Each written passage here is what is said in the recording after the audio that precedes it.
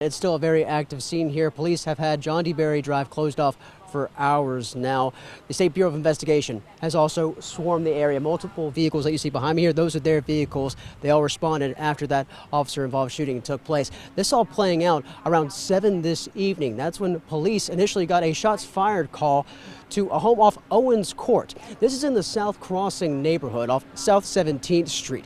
Police say when they arrived, a male suspect barricaded himself in a home with his wife inside as well. They say when he came out, he was carrying multiple firearms. Now, police asked him to put those weapons down and say he did not comply. Officers then fatally shot him. We still have a lot of water that's going to be making its way southward, making its way downhill here in Wilmington. You're going to see roads like this stay flooded. Well, Randy, here's an idea of how powerful this boat was as it came on shore here in Southport. This is the T-top of the boat, the fishing boat, the 26-foot vessel here. It is completely ripped off of that boat that was towed away a couple hours ago. But as a result of that crash, law enforcement tell me that at least 4 folks were taken to the hospital, police saying one of them critical, maybe a broken leg, according to what I hear from neighbors. We're right now at the Costco along Gingerwood Drive. It's still an active police presence here as they're investigating what we were told was a suspicious package by the New Hanover County Dispatch. They say that call came in for police around 9 o'clock today. And you can see behind me, there's folks at the Costco storefront. We saw some people coming in and out, so it appears there are people inside, but there's an active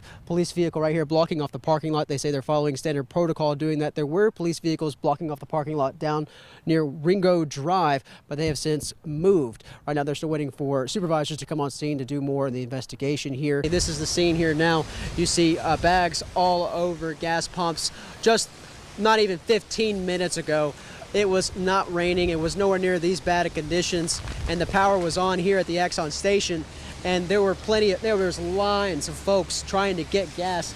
There's still people, if you can come with me, that are over here trying to look at gas pumps and see if they can get some gas, but the folks in the Exxon station came out just maybe 10 minutes ago and said power's out, pumps are out. A unique election now turning into a unique election evening. We are still here at the Bladen County Board of Elections as a recount vote is underway for ballots in the final precinct.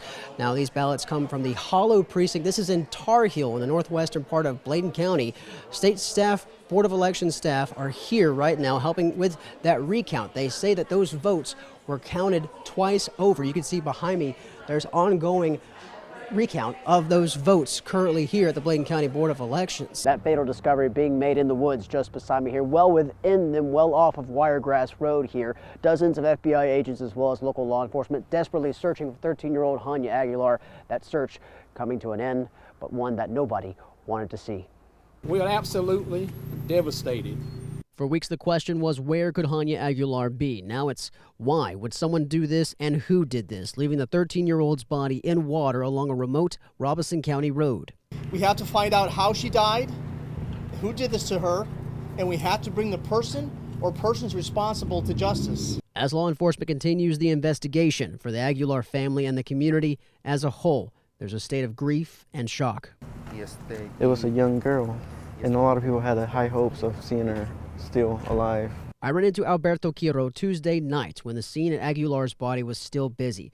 He's a friend of the family. Then he remained hopeful, but now all he wants is to be there for the family, and he asks others to do the same. In case somebody wants to help him, just talk to the mom, her mother, go support her.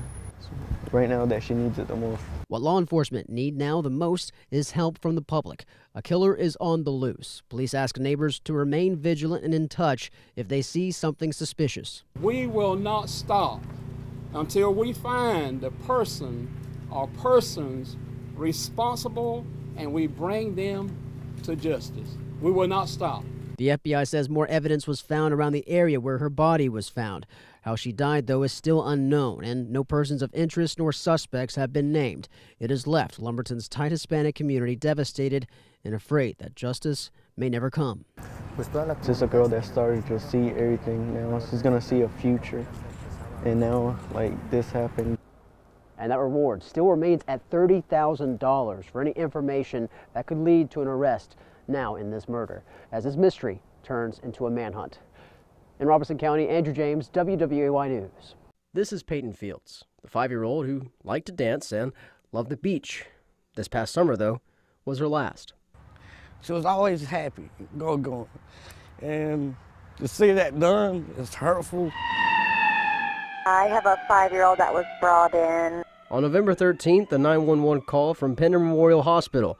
The nurse describing Peyton's injuries. Strongly appears to be strangulation marks on her neck. 2 days later, little Peyton died.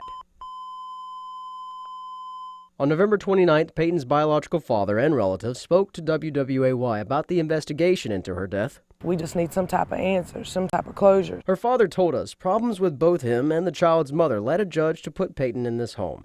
The Pender County Sheriff's Office says Peyton was living with her maternal grandmother as well as her sister here at this home on Blackwater Drive in Willard. We went to the address, but family members told us that the grandmother had already moved after Peyton's death. The family also told us days after laying Peyton to rest here at a Lumberton cemetery, they were not getting any answers about her death.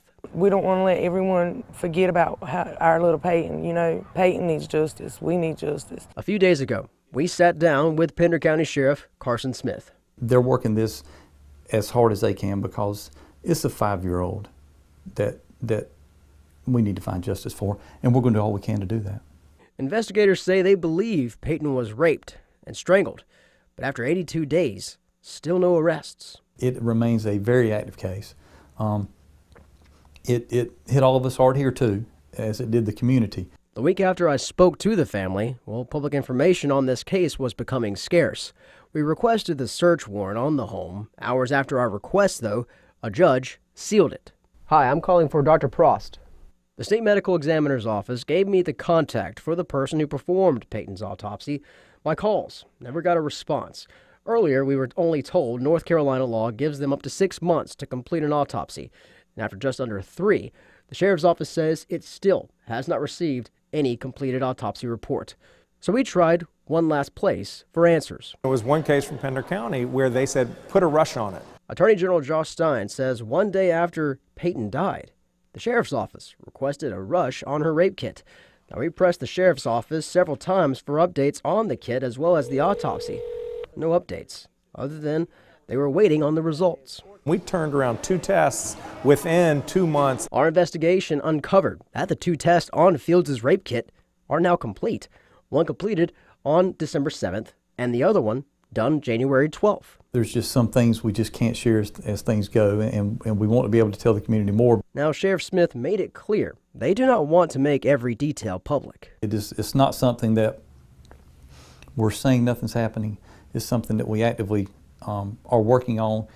I'll say this, before we charge anybody for anything, we've got to be sure we are done and we have what we need. Rape kit results, if you have those yet or not. I'd rather not. I'm talking to everybody right now. Yeah. And it's an investigation that is ongoing, and I just don't want to let anything out right now to let anybody know where we are, because we really we want to resolve this.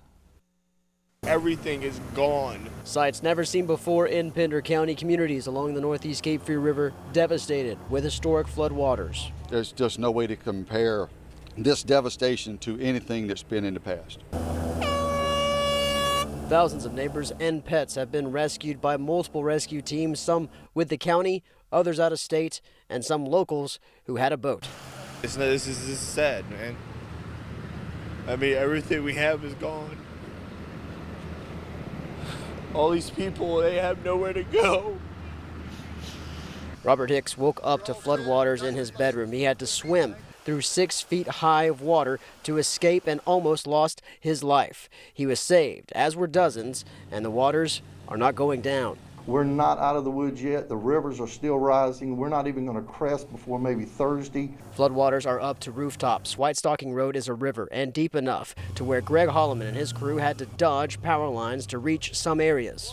It's bad because during Matthew I was still able to get back into the home, but versus here, the house, water's over the house. A lot of these folks have not got home in days. Thousands remain in shelters and without power, dozens no home and few belongings. County leaders confident neighbors and the community can recover, as is Denise Williams. God never makes a mistake, so we're going to be all right. We're going to be fine.